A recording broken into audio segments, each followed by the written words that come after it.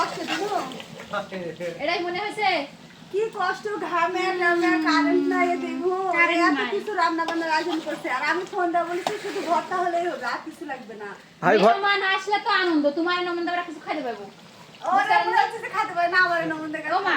আবার এবার গেলে কা খাওয়া হবে আমরা যে আসছি যে না আমার বাড়ি যেতে হবে যাবো তোমরা আসলেন আমরাও যাবো কি হয়েছে আমাদের স্পেশাল ভর্তা করছেন তো নাকি? হ্যাঁ হ্যাঁ ভর্তা হয়ে গেছে তোমার এই ভাবি গরুর মাংস রান্না করেছে তাও আবার পাটায় বাটা মশলা দেখো পাটা রাখতে আছে কি পরিমাণ টেস্ট হবে তাহলে ভাবো ওরে বাবা না রান্না করতে টেস্টের কথা বলে দিল আমি সেই- আমার ছোট ননদ বলে দিল এই ছোটবেলা থেকে ভাবির হাতে রান্না খায় একা বড় হয়েছি।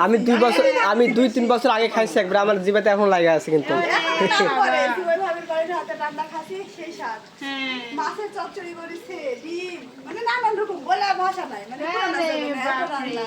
অত কিছু করিনি চার আইটেম করেছি চারটে আমার এই ভাবি আর তুলি ভাবি রান্নার বিখ্যাত ওরে মানে বাপরে এরা দুজন রান্না অলসতা করে না খালি কেউ আসলেই হয় হ্যাঁ তুলিও আমার মতন তুলি যেমন আমও সেমন দুইজনের রান্না খুব তুলি বিখ্যাত। সব জায়গায় যে রান্না করে আমও সব জায়গায় রান্না করি তাহলে রান্না করুক ভাবি দেখি তুলি ভাবির সাথে দেখা করে আসি হ্যাঁ যাও তুলির সাথে দেখা করে এসে যাও।